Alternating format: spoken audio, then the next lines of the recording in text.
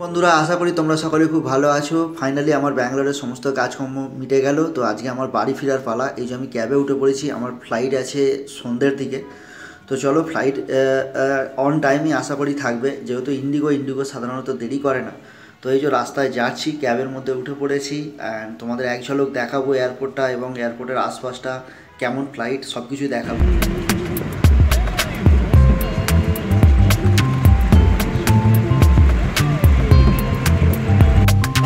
রাস্তায় আস্তে আস্তে পড়লো টোল ট্যাক্স। তো আমাদের গাড়িটায় টোল ট্যাক্সটা দাঁড়িয়ে আছে, দেখতেই পাচ্ছ, যেমন অন্যান্য আরও সব গাড়ি দাঁড়িয়ে আছে। তো এই টোল ট্যাক্সটা ব্যাঙ্গালোরের থেকে এয়ারপোর্ট, আমি যেখানে থাকি ওখান থেকে যাওয়ার পথে এয়ারপোর্টের কিছুটা আগে এই টোল ট্যাক্সটা পড়ে। তো টোল দেওয়ার পরে আমরা আবার স্টার্ট করবো, আমাদের গাড়ি আবার শুনবো।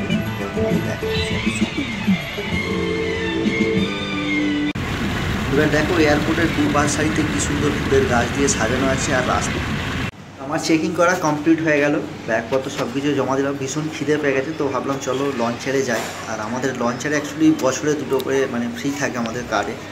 তো যখনই কোথাও যাই এয়ারপোর্টের মাধ্যমে, তখন আমরা এই লঞ্চারে খাওয়া দাওয়া করতে পারি। তার জন্য 2 টাকা করে কাটে, জাস্ট তোমাদের একটা ইনফরমেশান দিয়ে রাখলাম।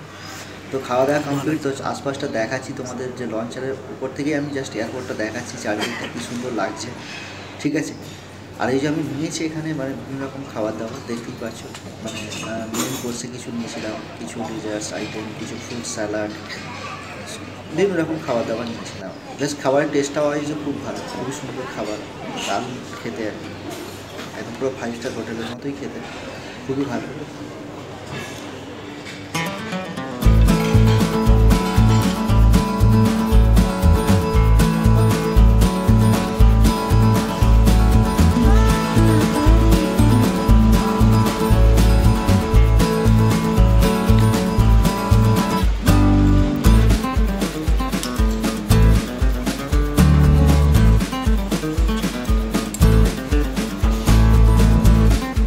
খাওয়া দাওয়া শেষে এবার চলো তোমাদের এয়ারপোর্টের আশপাশটা একটু ঘুরিয়ে দেখাই, এয়ারপোর্টের চারিদিকটা। এটা লঞ্চার থেকে ভিউটা, অ্যাকচুয়ালি ওপর থেকে নিচের ভিউটা খুবই সুন্দর লাগছে ব্যাঙ্গালোর এয়ারপোর্টটা।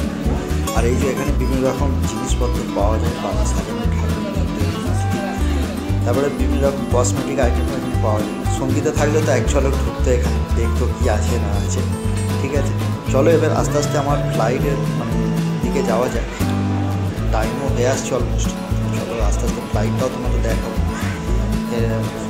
দুটো ফ্লাইট আছে বেসিক্যালি, এখানে যে ফ্লাইট, আমার ফ্লাইটে এবার আমরা লাইন দিচ্ছি ওঠার জন্য। তো লাইন দেওয়ার আগে ভাবলাম চলো এক ঝলক ক্যাপচার করে নিই, ভিডিওগুলো চারিদিকটা দেখাই তোমাদের, তো কেমন লাগছে। সাধারণত আমাদের তো এরকম নিচে থেকে খুব কমই তোলা হয়, তো আজকে দেখলাম নিচ থেকেই তোলা হচ্ছে এইভাবে। বেসিক্যালি এই নিচ থেকে ফ্লাইটটা খুবই কম দেখা যায়, সেইভাবে দেখা যায় না খুবই। তো এবারে ভালো যাক, আমি ব্লগও করছি আর এই ফ্লাইটে গ্রাউন্ডে নামতে দিয়েছে, আর এখান থেকেই আমাদের ওঠাচ্ছে এক এক করে। তো চারিদিকটা তোমাদের দেখাচ্ছি, গ্রাউন্ড থেকে ফ্লাইটে দাঁড়িয়ে আছে, সেখান থেকে আশপাশটা কী সুন্দর লাগছে, রাস্তাটা কী সুন্দর সাজানো। এখানে একটা ইন্টারন্যাশনাল ফ্লাইট দাঁড়িয়ে আছে, ঠিক আছে। চলো আস্তে আস্তে ফ্লাইটের দিকে ওঠা যাক। আমার সিট কোথায় আছে দেখি, সিটের দিকে যাওয়া যাক আস্তে আস্তে। এটা হচ্ছে ফ্লাইট ইন্ডিগো। তবে এক ঝলক তোমাদের দেখাবো ফ্লাইট থেকে রাতের বেলা কলকাতা শহরটা কী সুন্দর লাগছে। দেখো কী সুন্দর, যেন মনে হচ্ছে বিভিন্ন রকম এই যে লাইটগুলো জ্বলছে, মনে হয় যেন অন্য একটা প্ল্যানেট লাগছে, অন্য একটা জগৎ, খুবই সুন্দর লাগছে। সে নাইট ভিউটা সত্যি একটা অন্যরকম। আমি জানলা থেকে এক ঝলক ক্যাপচার করেছিলাম তোমাদের সঙ্গে শেয়ার করব বলে। খুবই সুন্দর নাইট ভিউটা, রাতের শহর যে কত সুন্দর হয় সেটা এটা দেখেই বোঝা যাচ্ছে আর কি। চলো এবার আমার নামার টাইম হয়ে গেছে, অলমোস্ট আমরা কলকাতার খুব কাছাকাছি চলে আসছি। এবার আমরা ল্যান্ড করব, এই আমার ফ্লাইট নেমে গেছে। আমি এবার ব্যাগ নেব, এই যে আমার ব্যাগও চলে আসছে।